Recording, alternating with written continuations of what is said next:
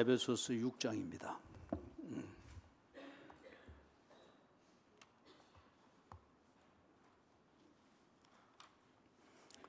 에베소서 6장 10절에서부터 20절까지 봉독합니다. 끝으로 너희가 주 안에서와 그 힘의 능력으로 강건하여지고 마귀의 관계를 능히 대적하기 위하여 하나님의 전신갑주를 입어라. 우리의 씨름은 혈과 육을 상대하는 것이 아니요 통치자들과 권세들과 이 어둠의 세상 주관자들과 하늘에 있는 악의 영들을 상대함이라. 그러므로 하나님의 전신갑주를 취하라. 이는 악한 날에 너희가 능히 대적하고 모든 일을 행한 후에 서기 위함이라. 그런즉 서서 진리로 너희 허리띠를 띠고 의의 호심경을 붙이고 평안의 복음이 준비한 것으로 신을 신고 모든 것 위에 믿음의 방패를 가지고 이로써 능히 악한 자의 모든 불화살을 소멸하고 구원의 투구와 성령의 금 곧 하나님의 말씀을 가지라. 모든 기도와 간구를 하되 항상 성령 안에서 기도하고 이를 위하여 깨어 구하기를 항상 힘쓰며 여러 성도를 위하여 구하라. 또 나를 위하여 구할 것은 내게 말씀을 주사 나로 입을 열어 복음의 비밀을 담대히 알리게 하옵소서 할 것이니 이 일을 위하여 내가 쇠사슬에 매인 사신이 된 것은 나로 이 일에 당연히 할 말을 담대히 하게 하려 하심이라. 아멘. 이 본문 말씀을 세 번의 주일에 걸쳐서 나누어서 살피도록 하겠습니다. 그래서 오늘은 10절에서부터 13절을 살피고 다음 주일은 14절에서부터 17절 그리고 세 번째 주일은 18절에서부터 20절 그렇게 살피도록 하겠습니다. 바울이 이제 편지를 마무리를 하려고 합니다. 그런데 논리적 귀결이 있지만은 사랑에서 나는 그 애정은 가면 갈수록 더 진해지고 더 할 말이 많아집니다. 그렇기 때문에 이 편지를 끝내기가 쉽지 않습니다. 그래서 이 편지를 쓴 동기가 사랑의 애정이고 편지를 쓰는 내용이 어떻게든지 사랑하는 에베소 교인들이 바로 서기를 원하는 것이고 그리고 앞으로 그들이 어떻게 되는지 보기를 원하는 것 그것이 또한 에베소 교회 교인들을 향한 사랑의 애정에서 나오는 그리스도인답게 세워지는 것을 보기를 원하는 마음이기 때문에 편지를 쓰는 형식인 논리의 끝은 있을 수가 있겠으나 그 논리로 표현하고 전달하고자 하는 사랑의 애정은 시간이 갔던 만큼 말을 나누었던 것만큼 더 많아지고 더 할 말이 많아지고 더 깊어지는 겁니다. 그래서 10절의 끝으로 이렇게 하면서도 편지의 끝을 내지를 못합니다. 또 다른 주제가 시작이 되는 것 같고 또 다른 할 말의 보따리가 쭉 풀어지는 것 같은데 세 번의 주일에 걸쳐서 보게 되겠지만 그러나 바울이 애써 이 편지를 마무리합니다. 그래서 끝으로 이 말에 목회자 바울의 심정을 충분히 느낄 수가 있습니다. 그러면서 하는 말이 당부하는 말이 강건해라. 이게 건강해라 그거는 말이 아니고 그리스도인답게 담대하고 용맹스럽고 그리스도인다운 처신을 함에 있어서 비굴하지 않도록 그렇게 네 자신을 잘 관리를 해라. 그리 말하는 데는 앞에서 그 근거를 지금까지 이야기를 해왔습니다. 너희가 이런 사람이고 너희들이 서 있는 근거가 이런 것이다. 그렇기 때문에 네 정체성을 알고 네가 디디고 선 그 기초를 아는 것 같으면은 네가 결코 비굴할 필요가 없다. 주눅들 이유도 없다. 세상의 트렌드에 맞추기 위해서 떨어지는 낙엽처럼 바람결에 이리저리 흘리면서 가을이라는 그림을 만드는, 그것을 위해서 한쪽 어디에서 낙엽의 역할을 하는 그런 처세를 해서는 안 된다. 그 의미가 강건하라. 그런데 강건하여지기 위하여서 앞에서 쭉 이야기했던 것, 그것을 두 가지로 딱 정리해서 그 키프레이즈로 그들에게 이야기를 합니다. 하나는 주 안에 있으라. 주 안에 있으라. 이거는 그들의 정체성을 말합니다. 이미 그들의 신분이 그렇고 정체성이 주 안에 있다는 겁니다. 두 번째는 그 힘의 능력으로 자원을 말합니다. 조지 맥도날드라고 하는 사람이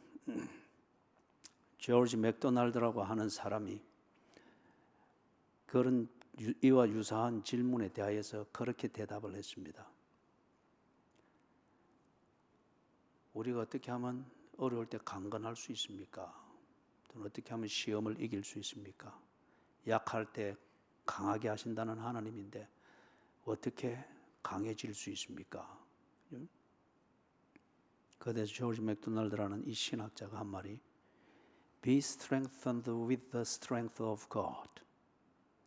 하나님의 강건함, 그것과 함께 강건해지십시오. 하나님의 강건하심, 하나님의 힘, 그것과 함께 당신이 힘을 얻고 강건하십시오. 우리는 뭔가 강건해야 될 필요가 있고 그럴 때에 다른 수단들을 또는 엑스트라의 자원들을 많이 활용을 합니다. 그리고 자연스럽게 그걸 찾고 의지하게 됩니다. 40일 금식 기도를 할까? 산에 기도를 하러 가볼까? 교회를 옮겨볼까? 아니면은 이제 그동안 성경을 안 읽었는데 성경 읽는 습관을 좀 들여볼까? 그 수단이 가지는 의미가 나쁜 것은 아닙니다.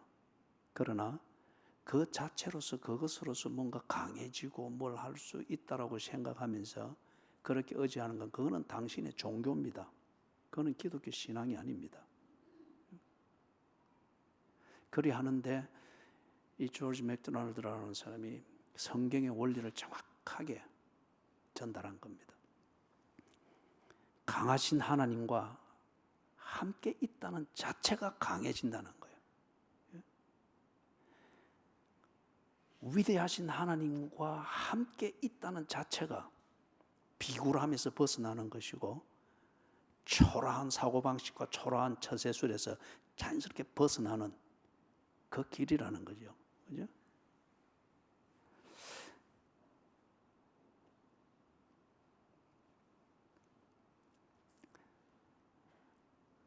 스스로 강해질 수 없습니다. 그죠? 스스로 강해질 수 있었다고 하면은 애초에 내가 약해지지 않습니다. 그래서 영어 단어에 empower라고 하는 게 있죠. empower. 파워를, 힘을 넣어준다는 말이에요. 그죠? 내 스스로 힘을 생산해낼 수 없습니다. 나를 지탱하고 견딜 수 있는 힘은 외부에서부터 들어와야 됩니다. 그리고 내게 힘을 주는 그 소스가 잘못되었으면 그 힘을 가지고 사는 나는 분명히 잘못되게 살 수밖에 없습니다. 어떤 종류의 추진력은 있지만은 그 추진력으로 만들어내는 인생이라고 하는 것은 더러운 것일 수밖에 없습니다. 그래서 다른 예를 들면은 힘을 얻기 위해서 마약을 사용하기를 시작한다. 또는 술을 사용하기를 시작한다. 뭔가 공허함과 좌절감 또는 희망을 잃어버린 낭망한 이것으로부터 나를 어떻게든지 세워보기 위해서 뭐 애인을 둔다. 또는 뭐 채팅방으로 해서 뭔가를 대리만족을 얻는 것을 구한다. 술이나 어떤 향락적인 어떤 그런 것으로 춤추는데 슬슬 발을 들여놓으면서 그렇게 해서 자기를 구해 보려고 한다. 힘을 주는 소스가 잘못되었을 때에는 그 힘으로 더럽게 살게 됩니다.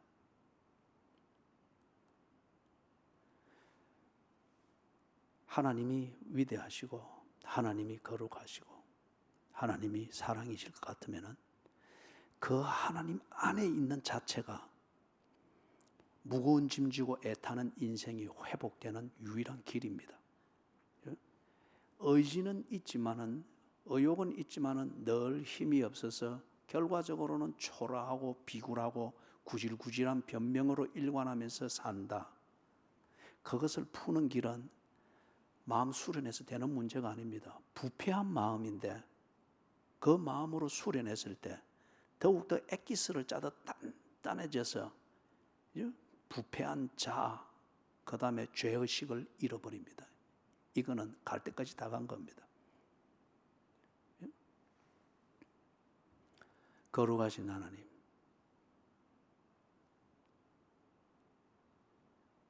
졸지 않도록 자기를 관리하십시오.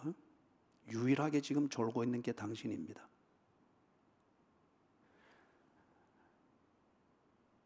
자비하신 하나님, 전능하신 하나님, 사랑이신 하나님, 그 하나님이 나의 소스가 되고 그리고 그 하나님 안에 거하면서 그분과 관계를 맺으며 교제를 나눌 때, 그럴 때에 그 사람은 분명히 하나님을 닮게 되어 있습니다. 하나님을 닮아가는 그 사람이 비굴해지겠습니까? 초라한 인생을 만드는 그런 처세를 하겠습니까? 그렇지 않단 말이에요. 약할 때에, 힘이 없어 헤맬 때에, 무거운 짐 지고 애타는 것 외에 다른 걸 못 느껴서 그러나 살고 싶은 본능으로 버둥거릴 때에 당신을 구할 수 있는 것, 그리스도인답게 단단히 설 수 있는 그 길은 하나님의 강하심으로 강해지십시오. 하나님의 거룩하심에 붙어 있는 걸 통하여 여러분을 거룩하게 지키도록 하십시오. 주 안에 거합니다.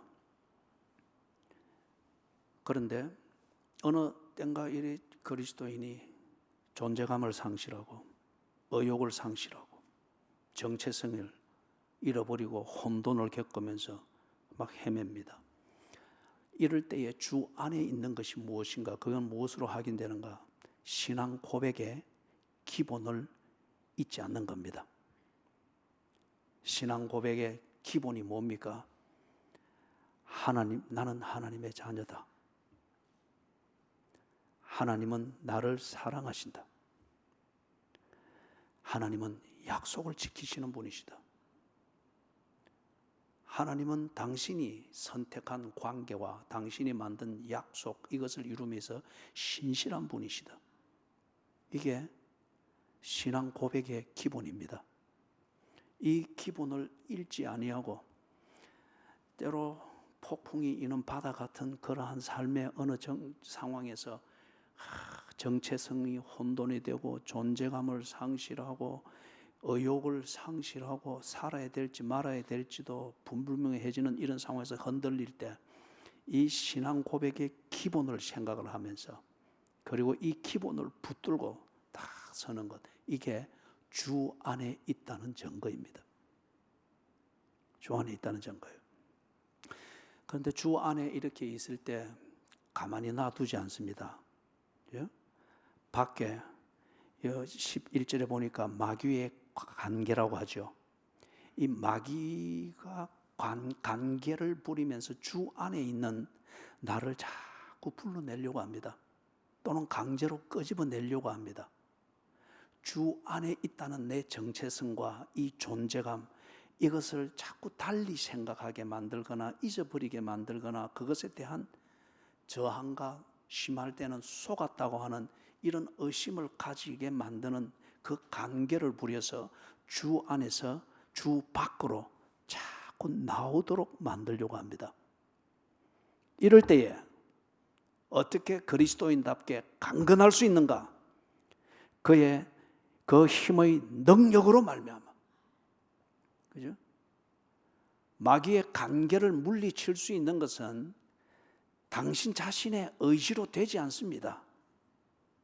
그때 더 힘을 주고 의지를 주면 줄수록 마귀의 간계를 아주 좀 종교적으로 볼 때에 신비하게 보이는 그런 형식을 가졌을 뿐이지 마귀의 관계에 그냥 그대로 들어가 버리는 거예요. 주 안에 있는 당신을 주 밖으로 불러내기 위해서 이게 마귀의 목적입니다. 그걸 성사시키기 위해서 온갖 술수를 부리는데 이게 지금 관계입니다. 그럴 때 이것을 이겨낼 수 있는 것, 조지 맥도날드가 말했던 것, 그것과 같은 맥락이죠. 그 힘의 능력으로 이길 수 있습니다. 내가 주 안에 있다고 하면은 나를 품으신 주님의 능력, 그분이 하나님이면은 나를 품으신 하나님의 능력으로, 나를 자녀 삼으신 분이 천지를 지으신 하나님이고 나를 사랑하시는 하나님일 것 같으면은 그 하나님의 능력으로, 그 하나님의 능력으로 그 힘을 입어서 마귀의 관계를 저항하는 겁니다. 마귀의 관계를 구별해내고 그것을 저항할 힘을 얻고 그리고 그것을 이길 수 있는 능력을 발휘하는 겁니다. 그래서 그걸 조금 더 자세하게 살펴보면 이렇습니다. 주 안에 있는 나를 주 밖으로 불러내려고 하는 그 모든 것, 그거에 부드럽게 올 수도 있고 친구처럼 올 수도 있고 또는 부부간의 사랑이라고 하는 것으로서 배우자를, 주 안에 있는 배우자를 주 밖으로 끌어내려고 하는 그런 사랑의 제스처일 수도 있고, 그러나 결과와 목적이 뭐냐 이거죠. 주 밖으로 드러내는 이것일 때에 그 모든 것은 당신이 대적하여 싸워 이겨야 될 마귀의 관계입니다.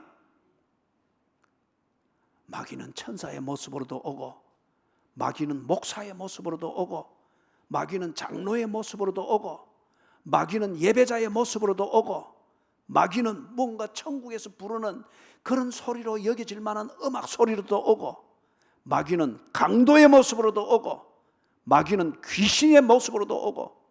그러나 문제는 모습과 방식이 문제가 아니라 그걸 통해서 뭘 하고자 하는가? 주 안에 있는 당신을 주 밖으로 끌어내는 거예요. 그렇다고 하면은 그가 누구이든 무슨 일이든 어떤 방법이든 그것은 당신의 영적인 적입니다. 싸워 이겨야 될 영적인 적입니다.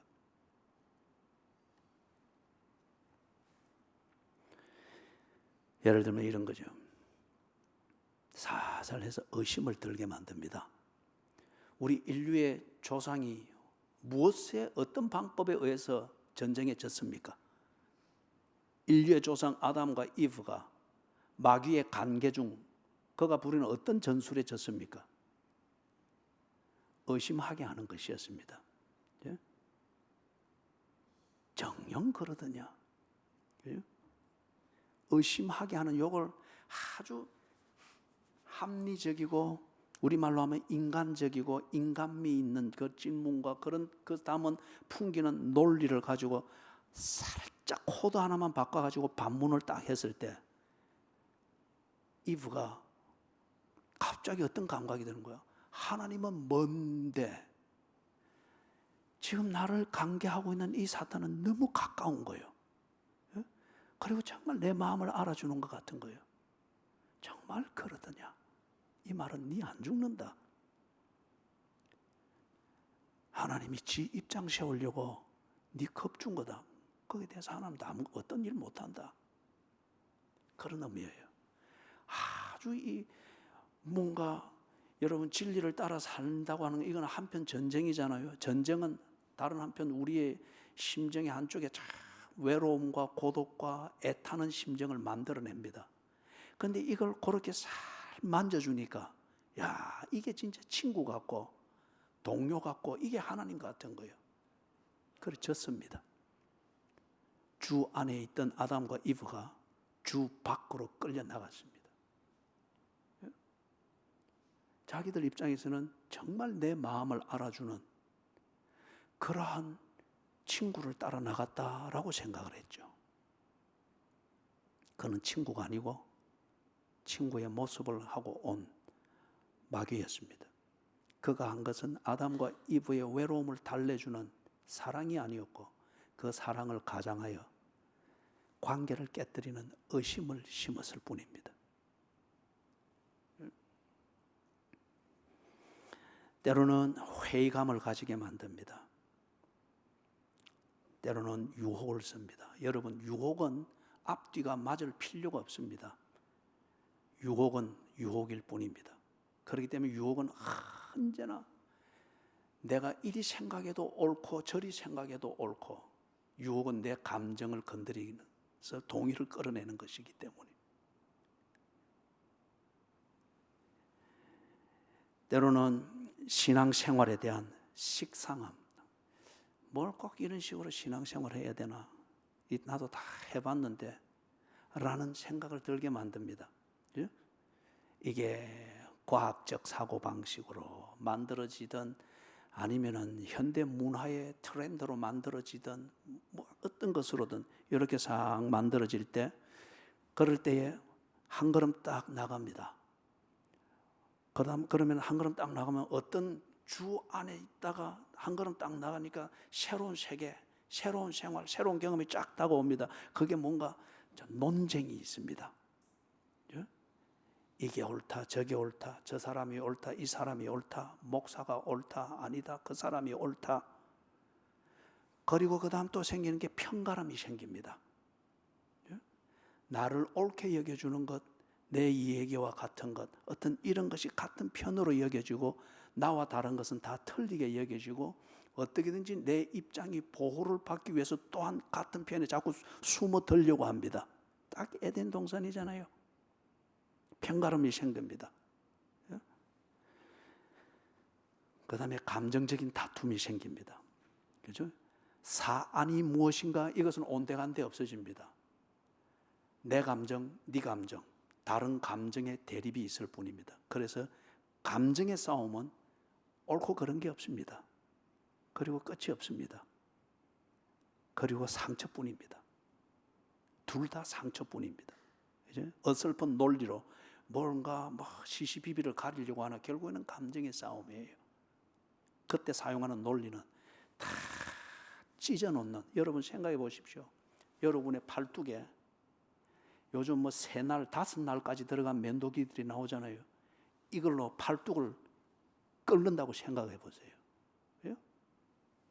그건 치료가 아니잖아요. 감정의 싸움은 그런 겁니다. 그리고 감정의 싸움할 때 막 인기응변적이고 적극적인 논리들을 내세우는데, 그때 논리는 팔을 끓고 있는 면도날과 같은 거예요. 그죠? 다 찢어놓는 것 같은 거예요. 감정에 격해졌을 때는 지혜는 이겁니다. 감정이 격해지고 감정을 건드리는 그런 논쟁이고 싸움이다 싶을 때는 멈추는 사람이 지혜입니다. 그리고 멈추는 사람이 이깁니다. 안 다치기 때문에 사리를 분별할 수 있는 그 딱 감각을 가지게 되죠. 이런 것들에 이제 휘말리게 된단 말이에요. 자, 그럴 때에 거기서 더 휘말려 버리면은 주 밖으로 정말 나가 버립니다. 그래서 교회 떠나버리고, 아니면은 설교자와 원수가 돼 버리고, 아니면은 우리가 천국 갔다라고 말했던 그 동료 교인들과 원수지간이 되어지고, 그죠? 서로 비방하는 대상이 되어지고, 이러면은 마귀의 관계에 그대로 진 겁니다. 그때 나를 유혹하고 내 편처럼 보이던 마귀는 있느냐? 어디 간지 없어요. 이미 싸움 잘 붙여놨기 때문에, 그 다음에 주 밖으로 끌어내놨기 때문에 지는 더 이상 있을 필요가 없는 거예요. 이럴 때에 그 힘의 능력으로 이것을 이긴다. 예를 들면 이런 거요. 성경적 사고방식과 평소에 쌓았던 성경적 지식을 가지고서 사리를 분별하십시오. 또는 여러분이 평소에 하던 경건생활, 그 경건생활에 근거해서 하던 몸에 배어있는 그 경건생활의 실천, 이것이 우리에게 뭘 만들어주는 거예요? 경건한 성품을 만들어주고 경건한 인격을 만들어줍니다. 그 성품과 인격에 맞지 아니하는 것은 어떤 것일지라도 그것은 당신을 주 안에 있는 당신을 주 밖으로 불러내려고 하는 마귀의 관계일 뿐입니다. 한 가지 더 예를 들면은 기독교적 도덕을 기준으로 하여 판단하십시오. 칸트의 도덕이 아니고 또는 장자와 맹자의 그런 도덕이 아니고 그거는 다 도토리 키재기식의 것입니다.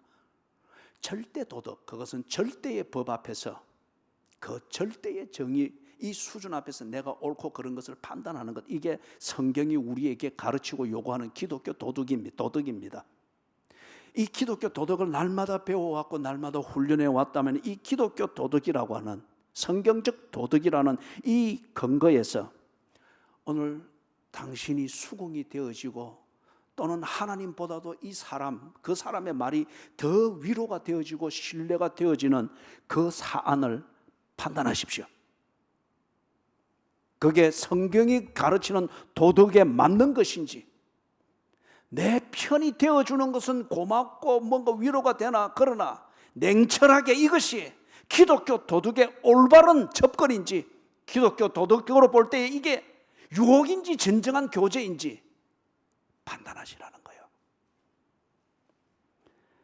기독교 도덕이 우리에게 가르치는 사랑이 있습니다. 내 원하는 것을 얻어내기 위해서 네게 좋은 것을 베풀어주는 그런 마귀의 관계가 만들어낸 그런 짝퉁 사랑이 아니고 기독교 도덕이 우리에게 가르쳐주는 사랑이 있습니다. 기독교 도덕이 우리에게 가르쳐주는 그리스도인의 도리, 마땅히 취해야 될 그 삶의 일부분인 희생.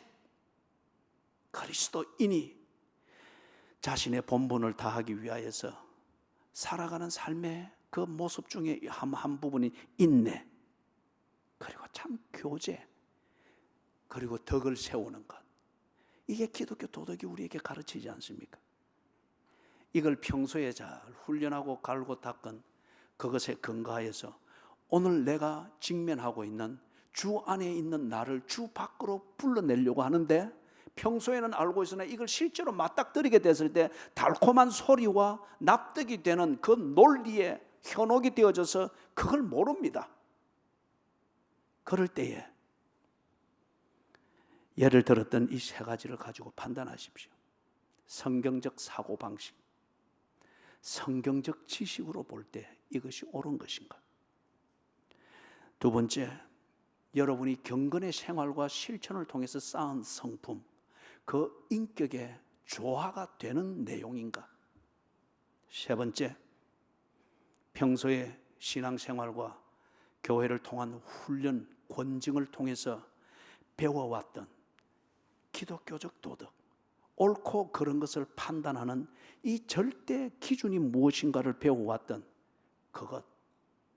그것이 우리에게 가르치던 사랑, 그런 본질을 가진 희생, 인내, 성도의 교제, 덕을 세움, 이것에 근거해서 지금 이 사람이 하는 짓이 정말 교제인지, 이렇게 하는 이가 정말 주 안에서의 내 친구인지, 이 사람이 이렇게 선심을 베푸는 게 정말 성도의 교제인지 살피고 판단하시라는 거예요.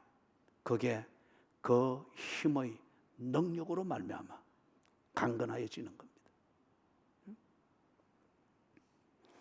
11절에 보니까 마귀의 관계를 능히 대적하기 위하여 하나님의 전신갑주를 입어라. 지금 바울이 그 시대에 참 가장 강력한 그런 무기 또는 무장으로 여겨졌던 로마 군인들의 이 전신갑주를 비유하여서 하나님의 전신갑주를 지금 에베소 교인들한테 설명하는 겁니다. 이럴 때 에베소 교회 교인들은 이걸 실감나게 이해를 합니다. 그림처럼 이해를 하는 거예요. 예를 들면은 주전 1세기 그때의 이 폼페이 처음에는 장군이었죠. 이 폼페이 장군이 지중해를 평정했지 않습니까? 왜냐하면 지중해, 특히 터키 지역에 지금의 터키 지역 그 해안 쪽에 해적들이 아주 많았습니다. 그래서 이 지중해 이 항로에 해적들이 자주 출몰을 하고 그래서 피해를 입고 하면은 무역선들이 돌아가겠죠. 그러면은 지중해 연안에 있던 기존의 항구들이든지 이게 상권을 잃어버리면은 다 피폐해집니다. 그래서 어떻게든지 그들의 식민지에 있는 이 부호들이 그들의 군주국인 로마 황제에게 업소를 한 거예요. 해적들을 좀 없애달라. 그러면 우리가 세금을 또는 조공을 얼마든지 바치겠다. 그런데 이걸 해내지를 못했습니다. 이걸 해낸 사람이 누군가 하면 폼페이 장군이었어요.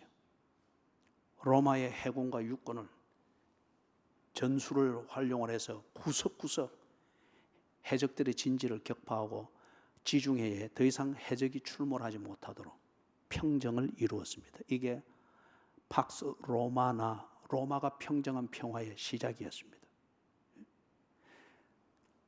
아주 로마 군대의 위용을 떨치고 그 힘을 떨치죠. 그래서 로마의 지배를 받는 이 조공국들이 민족적 자긍심은 상하지만은 그러나 정치적으로 독립을 함부로 시도할 수가 없었습니다. 두 가지 이유 때문에. 하나는 독립을 시도해서 명분은 살리나 더 이상 지킬 힘이 없기 때문에. 로마에 붙어 있는 게 그나마 안전하기 때문에. 두 번째는 로마와 맺은 이 조공 약속을 어기고서 독립을 하게 될 때에 배신한 국가나 민족을 다루는 로마의 이 잔인함을 그들은 두려워했습니다. 그래서 확실한 성산이 없으면 함부로 로마의 식민지 된 이 신분에서 달패하려고 하지 않았습니다. 로마가 그만큼 강했다는 거예요. 그런데 이 로마 군인들이 탁 떼져 들어올 때에 완전 무장을 하고 들어오죠. 투구를 쓰고 흉배를 붙이고 방패를 들고 짤막한 한 1m 남짓한 그 칼을 양날 칼을 탁 차고 그리고 로마 특유의 그 군화를 신고 그리고 허리에 쫙 갑옷에 띠를 띠고 행진해서 들어올 때에 온 마을과 그 나라의 왕까지 비롯해서 잠잠할 수밖에 없는 거예요. 그 무장이 그 시대 지중해 연안에 있는 그 국가들에는 무소 불위의 어떤 그런 힘의 상징이었습니다. 그런데 마귀의 간계는 지중해 해안의 해적들보다 더 강하다는 거예요. 그리고 마귀의 간계는 지중해 연안의 해적들 그리고 로마에 대해서 때때로 일어나는 그 적들 이것들보다 더 강하다는 거예요. 그런 적들이나 해적들을 쳐부수는 데는 로마 군대의 그 무장으로 충분하나 마귀의 간계는 그것으로 안 된다는 거예요. 마귀의 간계를 무너뜨리기 위하여서는 하나님의 전신갑주를 입어라. 로마 군대의 무기가 아니라 하나님의 전신갑주를 이기라. 마귀의 간계를 무너뜨리기 위해서는 나사에서 쓰는 과학적 이론, 물리학적 이론, 화학적 이론, 생물학적 이론으로서 무너뜨릴 수가 없다. 마귀의 간계로 쓰는 진화론이든지 마귀의 간계로 쓰는 수정 진화론이라든지 마귀의 간계로 쓰는 자본론이나 공산주의라는 이 이데올로기로서 이념화시키려고 하는 이런 마귀의 간계를 무찌르는 것은 철학으로 되는 문제가 아니고 생물학 학위로 되는 문제가 아니다. 하나님의 전신 갑주를 입어라.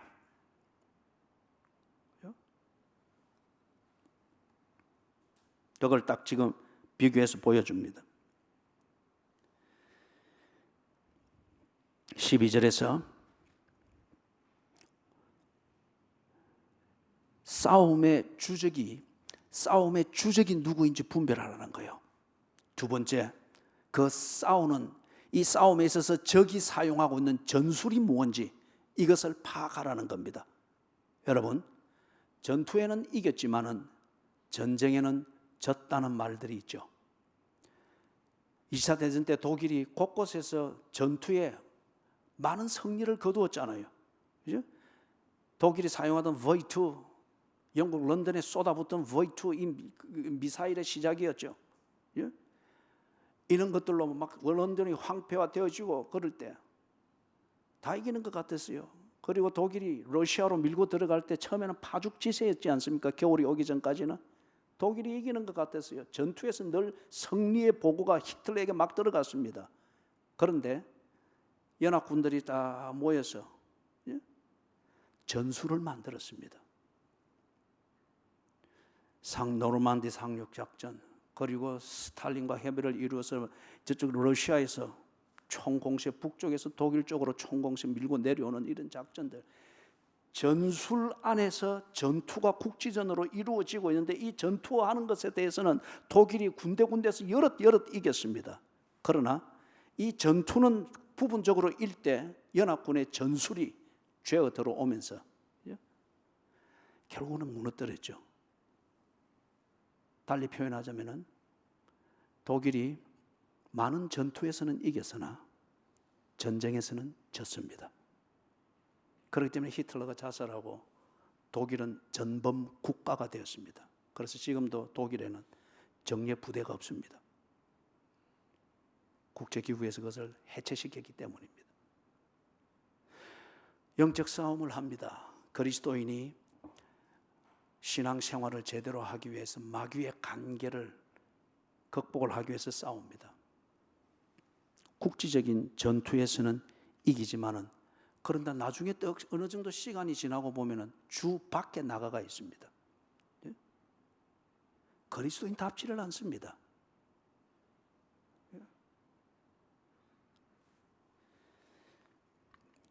12절에 보니까 우리의 씨름은 혈과 육을 상대하는 것이 아니라고 합니다. 앞에서 우리 지난 주일까지 보았죠. 예를 들어서 바울이 에베소 교회에 구체적인 예 3가지를 들었죠. 궁극적으로 보면, 자세히 보면 4가지군요. 하나는 그들의 싸움이 부부간에 있는 싸움인 줄 알았습니다. 남편이 못됐기 때문에 내가 신앙생활하기 어렵다. 아내가 못됐기 때문에, 배신적이기 때문에 내가 그리스도인답게 살기가 어렵다. 그래서 어떻게든지 아내를 길들이려고 하고 남편을 헤어질 궁리만 자꾸 하고 있는 거예요. 신앙생활 바로 하기 위해서라는 이 명분으로. 그런데 너희가 싸워야 될 싸움이 그게 아니다는 거예요. 육체와 혈육이 아니라는 거죠. 자식 때문에 신앙생활하기 어렵다. 자식 때문에 내가 교회 가기가 어렵다. 자식은 또 부모가 상처를 주어서 부모 하는 거 보니까 교회 다닐 필요를 못 느끼겠다. 논리적으로 볼 때는 상당히 뭔가 납득이 되면서 조치를 취하는 행동까지를 생각할 정도의 강한 논리입니다만은, 그러나 실제로 들여다볼 때에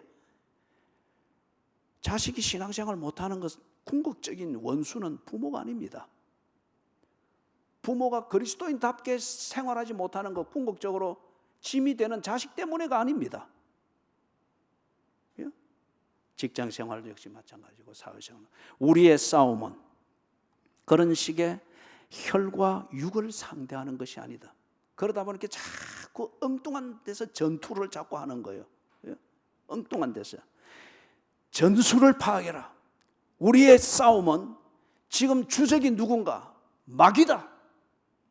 이 마귀가 지금 어떻게 우리에게 실제적으로 나타나는가? 12절에서 말하는 게 통치자들과 권세들과 이 어둠의 세상 주관자들과 하늘에 있는 악의 영들이라고 합니다. 이것들이 언제나 모여가 전술을 짭니다. 주 안에 있는 김집사 가정을 허털어 놓기 위하여서, 꼭 부부의 문제인 것처럼 둘 중에 어느 하나를 건드려 가지고 사서 둘이 싸우게 만드는 거예요. 그리고 둘이는 이것을 가지고서 순진하게도 주여 저 아내가 변하게 해 주십시오. 아니면 주여 내 남편이 변하게 해 주십시오. 아니면 이 마귀의 관계가 전술을 다 짜가지고 좀 순진한 남편을 또 건드려 가지고 내가 남들과 같은 어떤 그런 직위가 없고 수입이 없어서 이렇게 신앙생활하기가 어렵고 가정에 자녀들이 상처가 있어서 신앙생활 못하는 것 같습니다.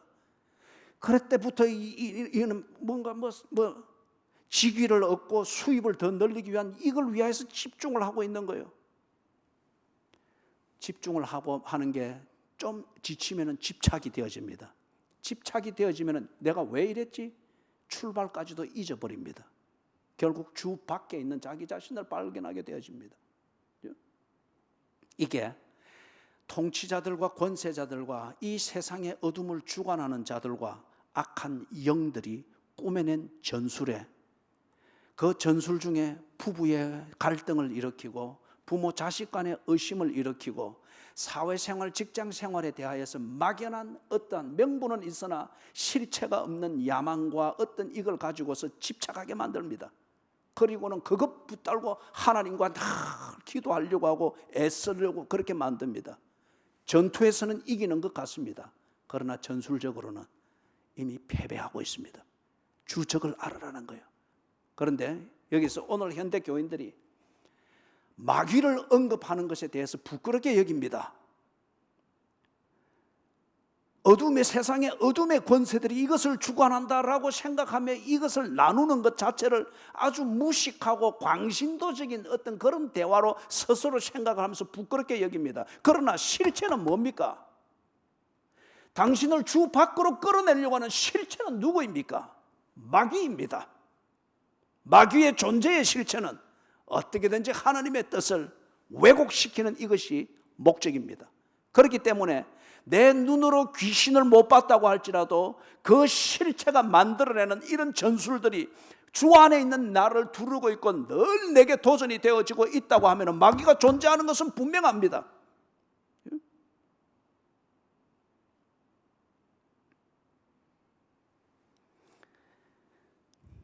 예를 들면 이제 이렇죠. 에베소 상황에서는 보면은 이게 1차적인 의미에서는 정부 관료든지 그 국가를 통치하는 권위자들이든지 그 자체를 말하는 건 아니에요. 1차적으로 볼 때는. 그러나 마귀의 권세는 이것을 10분 활용합니다. 참 이용하기 좋잖아요. 그죠? 정책 만들고 복지라는 이름, 민주주의라는 이름, 그 다음에 정의라는 이름, 자유라는 이름으로, 그 다음에 뭐 돈을 무상으로 주고 그런 게 필요한 사람들도 있습니다.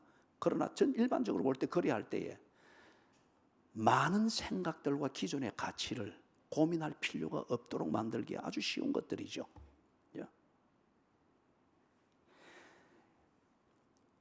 그러한 에베소의 통치 구도든지 문화의 프레임이든지 어떤 생활의 우선순위든지 가치관이든지 이런 것들이 그 국가를 통치하는 통치 철학이나 통치력이나 법치, 그리고 이 법치가 만들어내는 enforcement, 법의 추진력, 어떤 이런 것들을 가지고서 부부의 관계에 있어 지켜야 될 도덕이 흐트러집니다. 예를 들면 이 나라의 동성연애 문제, 트랜스젠더의 문제, 그리고 갈수록 결혼은 무가치한 것이다. 자식을 가지는 것은 스스로 우리 인생을 불행하게 만드는 것이다. 이게 지금 뭡니까? 산불처럼 급속도로 확산되고 있잖아요. 그죠? 그리고 정치인들은 표를 얻는 것이 목적이기 때문에 그들이 개인적으로는 그들의 도덕이 반대할지라도 정치인으로서는 그것을 부추겨주고 동조해 줄 수밖에 없는 거예요. 표를 얻어야 되기 때문에. 그들이 한 표를 가지고 있잖아요. 개개인이다. 악한 영들이, 이 세상의 어둠을 주관하는 권세자들이, 악한 영들의 세계에 있는 통치자들과 권세자들이 이 세상의 통치 구도를 이용하고 이 세상의 권세자들의 권위를 이용을 하고 이 세상의 법이 만들어내는 enforcement, 이 강제력을 이용합니다. 주 안에 있지 아니한 그런 정치인들이든지 아니면 공무원들이든지 아니면 교사들이 이게 마귀의 관계인지 아닌지 분별할 수도 없거니와 그 관심도 없습니다. 이게 다수의 지지를 받는지 안 받는지 이게 그들의 판단에 근거로 작용할 뿐입니다.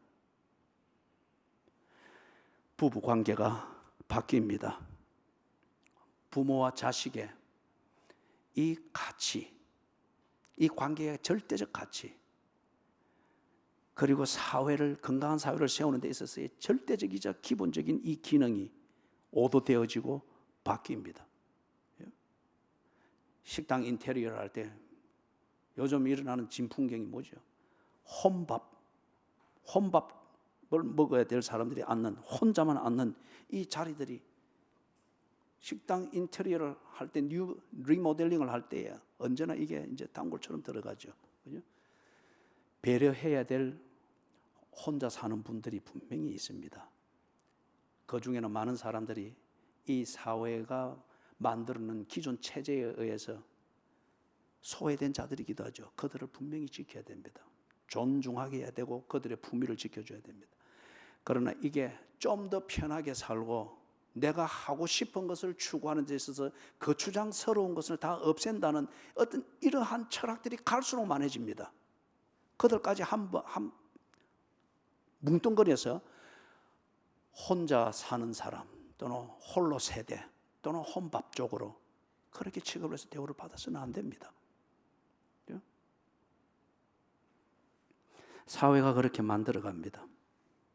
그래서 예를 들면 이제 가정 상담을 하러 갑니다. 부부간의 갈등을 해소하기 위해서 또는 이런저런 초점이 없는 그런 갈등을 오래 겪다 보니 신경정신과적 질환을 앓게 됩니다. 신경정신과적 상담을 하러 갑니다. 그럴 때 언제나 상담이 주는 1차적 클리닉은 그 원인이 되었던 과거를 캐내려고 하죠. 그러면서 꼭 보면은 그 감초처럼 들어가는 게 부모가 네게 상처 준 일이 무엇이었느냐. 없는 것도 억지로 생각해서 만들어내면은 자꾸 나오죠. 학교 갔다 돌아왔는데 엄마가 인상 쓰고 있었어요. 그게 큰 상처가 됐어요. 그 서로 다른 개개인이 사는데 왜 다른 차이가 없겠어요? 그 차이가 내게 상처가 된다라고 만들어주면서 그걸 고쳐라고 말하는 것, 이거는 잔인한 거예요. 그거는 성경은 우리에게 어떻게 가르친 거예요? 복종해라고 했습니다. 그것은 서로 세워주라고 하는 그런 문제였죠. 이런 식으로 되어지니까 싸움이 부부간의 싸움이 되어지고 싸움이 가정 안의 싸움이 되어지고 싸움이 아름다운 생계 현장이 되어야 될 직장 안에서의 동료 간의 갈등으로 됩니다. 일이 점점 되다 보니 그리스도인의 정체성과 존재감과 도덕을 잃어버리고 단지 그 갈등 안에서 이기고 살아남기 위한 집착으로 매도되어집니다.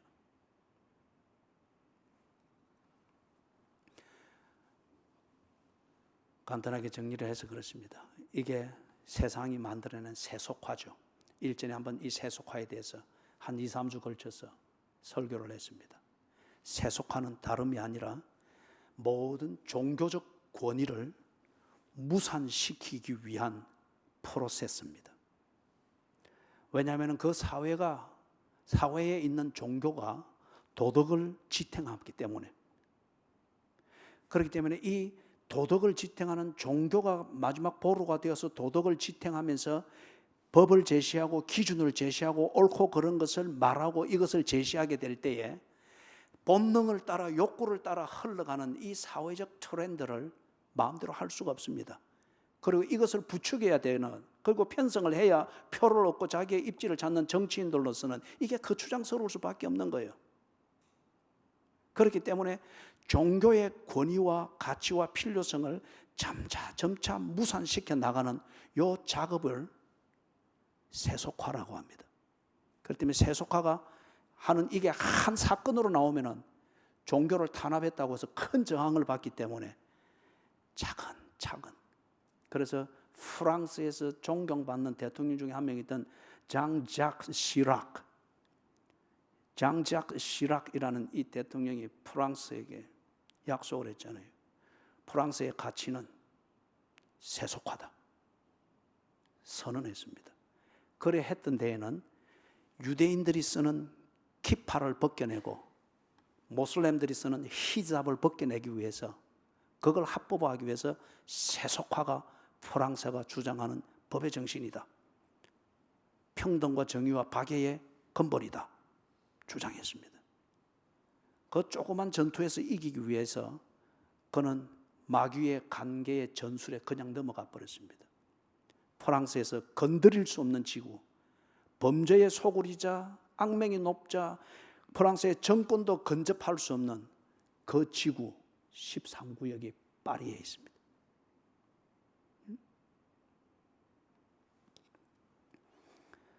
주적이 누구냐? 전술을 펼치고 주 밖으로 불러내기 위한 목적을 가지고 전술을 만들고 펼치고 있는 악한 영들이며 이 영들의 지배를 받고 있는 통치자들과 권세자들입니다. 이것의 1차적인 의미는 정부를 말하거나 대통령을 말하거나 공무원들을 말하는 게 아닙니다. 그것을 부릴 수 있는 것을 말합니다. 그리고 이것이 만들어내는 이 전쟁의 목적이 뭐냐? 주 안에 있는 자들을 주 밖으로 끄집어내는 것이 목적입니다. 이 주적을 알고 그리고 이 전쟁의 목적을 알 때에 손자가 이야기했듯이 지피지기면 백전백승이라, 나를 알고 적을 알면 100번 싸워도 100번 이긴다 그랬죠. 그 말이 어떤 의미에서는 지혜입니다. 내가 싸워야 될 주적이 악한 영들, 마귀이며 그 마귀가 뭘 하는가?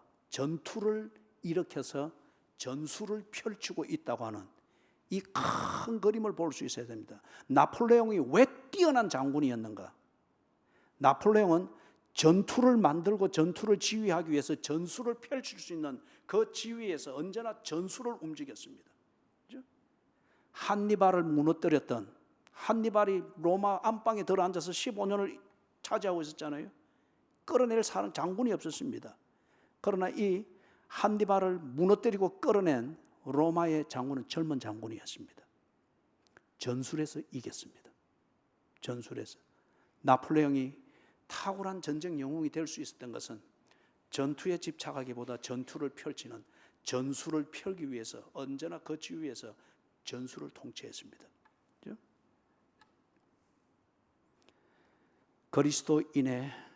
그리스도인이 싸워야 할 그 전투는 부부 싸움이 아니고 부모 자식 간의 싸움이 아니고 생존 경쟁 이 구조에 함몰되어지는 것이 아니고 악한 영들과 싸우는 것입니다.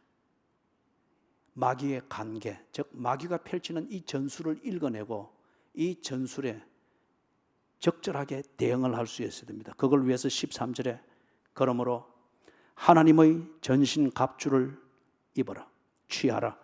이는 악한 날에 너희가 능히 대적하고 모든 일을 행한 후에 서기 위함이라. 자세한 강의는 다음 주일로 미루고 이 13절이 우리에게 주는 것. 마귀의 관계를 갈파해내고 그 관계를 무너뜨릴 수 있고 조그만 전투에 속지 아니하고 이 전투를 이용하고 있는 마귀의 존재와 마귀의 이 전략을 무너뜨릴 수 있고, 그래서 내 그리스도인됨을 지켜내고 그리스도인의 정체성을 지키고 그리스도인의 자존감을 지키고 그리스도인의 삶의 수준을 지켜내기 위해서 든든히 서고 강건할 수 있기 위하여서 과학으로 무장하는 것도 부족합니다. 높은 직위로 무장하는 것, 여러분 중진되고 임원되고 이사되고 사장되었을 때 대개는 다 보면은 주 밖으로 끌려 나갑니다. 그것으로서 직위와 수입과 재산으로 무장되었다고 해서 주 안에서 그리스도인으로 강건하게 서는 게 아닙니다. 무엇으로 이길 수 있는가? 하나님의 전신갑주입니다. 로마 군도의 무소불위의 상징이었던 그 무장으로서도 못 이깁니다. 하나님의 전신갑주. 다음 주일날 보게 되겠습니다.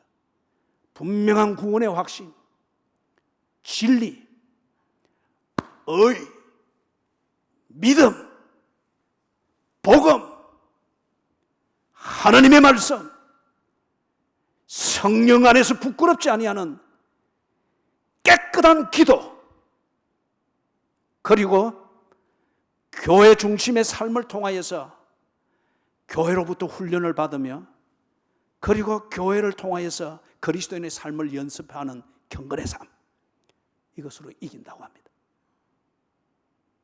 부디 새해에 전투에서는 이기되 전쟁에 져서 새해 끝에 전쟁의 진자 꼭 독일처럼 그렇게 패잔병의 눈물을 흘리지 말고, 전투에서 피태지게 싸우며 때로 실패를 맛보고 좌절을 맛볼지라도 전술을 펼치는 데 있어서는 언제나 주도권을 쥐고 기도 생활, 성경 중심의 삶, 경건 생활, 성경적 사고방식에 따른 그리스도인의 자존감을 가지고 머리를 들고 사는 이 전술적인 삶에 있어서 조금 더 부족함이 없기를 주의 이름으로 축원합니다. 하나님이여,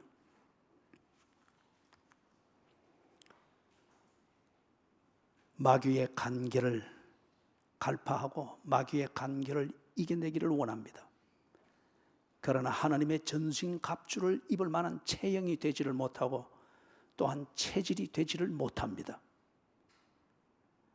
도와주셔서 이 말씀을 듣게 하셔사오니 입어야 될 하나님의 전신갑주를 입게 하시고, 하나님의 전신갑주에 이제는 우리의 삶이 잘 조화가 되게 해주셔서 마귀의 간계를 무찌르고 그리스도인의 자존감과 그리스도인의 삶을 한껏 꽃피우는 새해의 삶이 되게 해 주시옵소서. 예수님의 이름으로 간절히 기도드리옵나이다. 아멘.